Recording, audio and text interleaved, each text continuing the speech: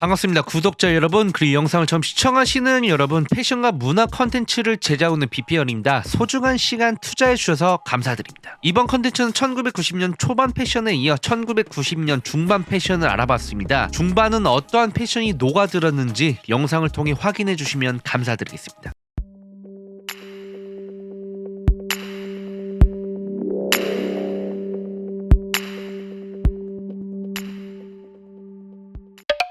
(1990년) 중반 패션은 초반 패션과 매우 비슷하지만 익은 듯한 느낌이 물씬 들었습니다. 발전을 했다고 해야 할까요? 그런지와 힙합, 스케이트 등 다양한 문화의 영향으로 버킷에 플라레 셔츠, 그래픽 티셔츠 등 다양한 아이템들이 인기를 얻었습니다. 1995년에 개봉한 영화 클로리스의 주인공 역할을 맡은 알리시아 실버스톤이 스쿨 패션으로 큰 인기를 얻어 체크 패턴의 디자인들이 줄곧 품절을 일으켰고, 체크 무늬의 디자인들은 모두 귀여움의 상징이 돼버렸죠. 초반에 각광을 못 받던 스케이트보드 브랜드들도 슬며시 한자리를 하기 시작했습니다. 1994년에는 브랜드 슈프림이 만들어졌지만 그닥 유명하진 않았고, 초콜릿 스케이트보드, 걸 스케이트보드, 플립 스케이트보드 등 많은 스케이트보드 브랜드들이 유명 스케이터를 앞세워 브랜드를 전개하고 샵을 오픈하기도 했습니다. 역동적인 플레이와 묘기에 가까운 스킬로 유스들에게 사랑을 받았죠. 당시 스케이터들의 스타일은 스케이트보드에 적합한 복장을 갖췄습니다. 약간의 보호도 필요했고, 가볍고 펄럭거리는 기능적인 옷을 많이 선택했습니다. 주로 그래픽 티셔츠, 후드티, 반바지, 통이 있는 청바지, 그리고 스케이트 팬츠를 착용했으며 디키즈의 카고 팬츠와 워크 팬츠도 뛰어난 내구성으로 스케이터들에게 큰 인기를 받았습니다. 현재도 디키즈 바지는 많은 구매가 일어나고 있는 제품입니다. 스케이터들의 스타일을 좀 더 자세하게 알고 싶으면 재작년에 스케이터를 배경으로 제작된 영화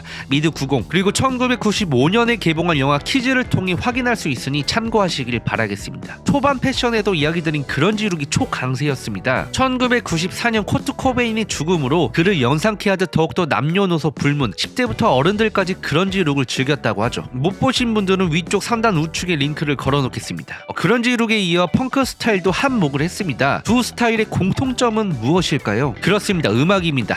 음악에서 탄생한 스타일이죠. 문화에서 만들어졌다고 해도 과언이 아닙니다. 스타일을 완성하기까지 문화가 생성되지 않았더라면 어려웠을 것이라 생각합니다. 재미있습니다. 음악에서 영향을 받아 옷을 만들고 스타일을 완성한다는 게 음악을 떠나 다른 문화에서도 문화의 중요성과 문화의 발전, 그리고 문화를 보존해야겠다는 생각이 물씬 드는 것 같습니다. 1990년대 중반은 펑크가 대세였습니다. 1970년대만큼의 인기는 아니었지만 다시 한번 제2의 정성기를 맞이했죠. 아마 그런지 음악에 힘입어 펑크 스타일도 빛을 발한 것 같습니다. 미국 뉴욕의 펑크와 영국 런던의 펑크는 다소 다른 분위기를 자아냈습니다. 1970년대 미국의 전설적이고 폭발적인 무브먼트를 선보였던 밴드 레이먼의 패션이 주목을 받았습니다. 가죽 자켓과 찢어진 청바지, 그리고 밴드 티까지 레이먼의 스타일을 완성시켰고, 1970년대 후반 미국 펑크가 런던으로 자리를 잡으면서 일세를 풍비했습니다. 런던은 미국 펑크 스타일과 달리 반항적이고 악동적인, 그리고 정치색이 짙고 강하고 파괴력 있는 스타일을 선보였죠. 밴드 섹스 피스톨즈와 크래쉬, 댐드 등 독보적인 세계관으로 공격적인 음악을 선보였고, 신사의 나라라는 걸 무색하게 할 정도로 가죽 자켓에 압정을 받고, 컬러풀한 넥타이와 양말, 믿기 힘든 티셔츠의 그래픽까지 영국 런던의 펑크 스타일을 각인시켰습니다. 그리고 펑크의 어머니라 불리는 디자이너 비비안 웨스트 우드도 펑크 문화의 한 획을 그었습니다. 1970년 런던 펑크 문화를 이끌었다고 해도 과언이 아니죠. 1941년 영국에서 태어난 그녀는 어렸을 적 일찌감치 디자인에 관심을 갖게 되었고, 학교에서 은세공을 공부하기 시작했습니다. 가족들과 함께 런던 북부로 이사한 후 아트스쿨에 등록을 하였으나 안정적인 직업을 갖기 위해 그만두고 드레스와 보석을 디자인하는 초등학교 교사로 일을 하기 시작했습니다. 당시 상황을 회상하며 나 같은 노동자가 예술계에서 어떻게 돈을 벌어야 되는지 몰랐다고 이야기했습니다. 1962년 진공 청소기 회사의 견습생 데릭 웨스트 우드와 22살에 결혼을 하면서 그녀도 웨스트 우드라는 성을 갖게 됐습니다. 그가 쌓아온 실력으로 자기 결혼식에 직접 드레스를 만들고 보석을 만들어 식을 올려 남다른 손재주가 있구나라고 좀 더 깊게 생각을 하게 됩니다. 하지만 안타깝게도 남편과 이혼을 하게 됩니다. 그들은 아파트로 이사를 오고 아기를 낳았지만 결혼 생활에 만족을 못했고, 그녀는 나는 행복하지 않았어요. 아이들을 돌보는 것에 만족하지 않았습니다. 나는 세상에 대해 더 많이 알고 싶었고 남편에게서 많이 배우고 성장했습니다. 라고 애정어린 이야기를 했습니다. 웨스트 우드라는 성은 마음에 들었는지 계속 사용을 했죠. 비비안 웨스트 우드는 1965년 말콤 맥라렌을 만나게 됩니다. 말콤 맥라렌은 중산층 출신의 패션을 너무 사랑했고 기성된 문화를 비웃으며 성과 마약, 그리고 락앤롤 등 전형적인 반항하러 전 남편에게서 느껴보지 못한 매력을 매력을 느꼈다고 합니다. 영국 펑크의 매력을 느낀 것이죠. 이들은 샵을 오픈하면서 펑크 문화의 본격적인 사업을 하기 시작합니다. 도발적이고 자극적인 스타일들과 일반적인 패션 시스템이 아닌 그들만의 스타일로 운영하게 됐고 직접 제품을 커스텀하여 판매하기 시작했습니다. 그들은 많은 업적과 컬렉션을 남기며 오늘날 시크하고 우아함의 상징인 브랜드가 됐죠. 물론 비비안 웨스트우드가 1990년 중반 패션에 무언가를 했다기보다 1970년대 펑크 문화를 잘 다졌다고 해야 할까요? 엔진을 달아준 비비안 웨스트 덕분에 관련된 많은 디자인과 브랜드들이 탄생할 수 있었고 1970년대만큼의 자극적인 느낌은 아니었지만 1990년 중반 펑크 문화는 좀 더 완화된 모습들, 성숙해진 펑크 문화를 확인할 수 있었습니다. 1970년대 펑크 문화 때문에 1990년대에서도 새롭게 유행을 일으켰던 건 사실이니까요. 갑자기 영향이 굉장히 중요한 요소 중 하나라고 생각이 듭니다. 미국 펑크가 영국에 들어오지 못했더라면 상황은 매우 달라졌을 것이고 말콤 맥라렌이 평범한 사람이었다면 지금의 비비안 웨스트우드가 탄생하지 않았을 테고 펑크 문화가 조금 달라졌지 않을까 생각합니다.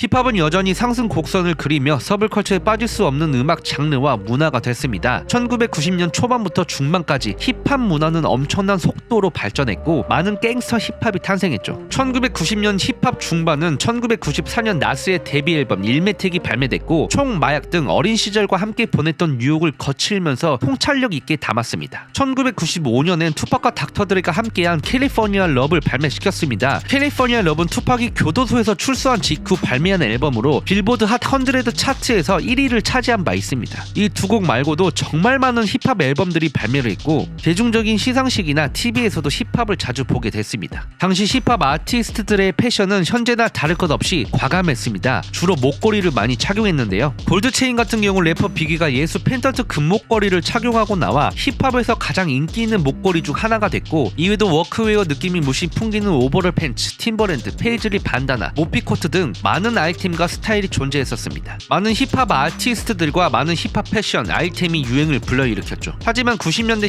힙합을 논할 때 빠질 수 없는 힙합 아티스트와 힙합 아이템이 있습니다. 바로 우텐 클랜인데요. 1990년 초반 패션에도 살짝 언급한 바 있었는데 디테일하게 이야기를 하진 않았습니다. 중반을 위해서 말이죠. 우텐 클랜은 뉴욕 힙합 역사상 가장 영향력 있는 힙합 크루입니다. 우텐 클랜의 솔로 작업물들도 어마어마한 영향을 끼쳤습니다. 우텐 클랜은 폴로 랄프 로렌에서 1992년에 전개한 스포츠 라인 폴로 스포츠를 1994년 케니 올비소 샘플 뮤직비디오에서 착용을 했습니다. 케니 올비소 샘플곡은 글래디스 나이트 보컬을 샘플링으로 구성시킨 곡이며 어두운 배경으로 다소 칙칙한 분위기를 중심으로 빨간색과 파란색 그리고 노란색이 배색됐던 스노우 비치 프로보 아노락 제품을 래퍼 레곤이 착용했습니다. 이때부터 폴로 랄프 로렌과 폴로 스포츠는 힙합에 매우 가까운 브랜드로 인식됐고 로라이프라는 패션 집단까지 생성시켰습니다. 로라이프는 폴로만 입는 갱들을 일컫는 말로 돈, 여자, 옷으로 정의되며 오로지 폴로만 입고 폴로만 산다는 일념 하나로 운영되고 있습니다. 그리고 우텐 클랜은 스포츠 브랜드 챔피언도 많이 착용을 했습니다. 우텐 클랜에게 빠질 수 없는 제품이 됐죠. 스포츠웨어는 힙합에 없으면 안 될 스타일로 큰 인기를 받았습니다. 언더그라운드의 래퍼들은 당시 주류 패션 브랜드보다 사이즈가 더욱더 큰 브랜드를 찾기 시작한 것이 브랜드 챔피언이었고 챔피언은 당시 남녀노소 할 것 없이 미국에서 없어서는 안 될 브랜드로 손꼽히고 있었으며 여러 문화에 자주 등장해 대학 운동 선수들만 착용하는 브랜드라는 인식을 없앴습니다. 그리고 마지막으로 클락스도 자주 신었습니다. 영국 신사 브랜드 클락스가 힙합이랑 매우 잘 맞는다고?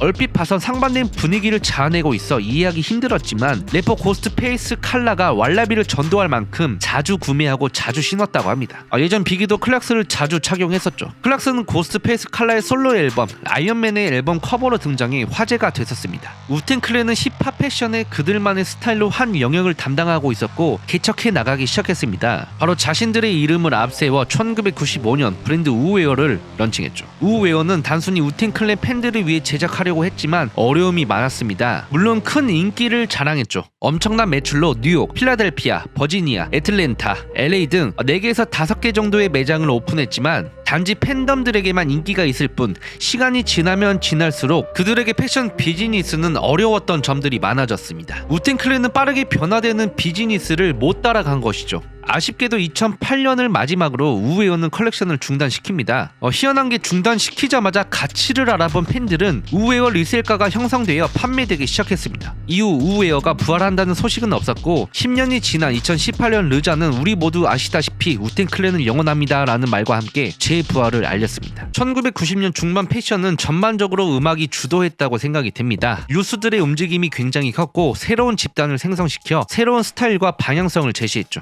지금까지 1990년 중반 패션을 알아봤습니다. 마지막 후반 패션이 남아있으니 기대해 주시기 바라며 영상 끝까지 시청해 주셔서 감사드립니다.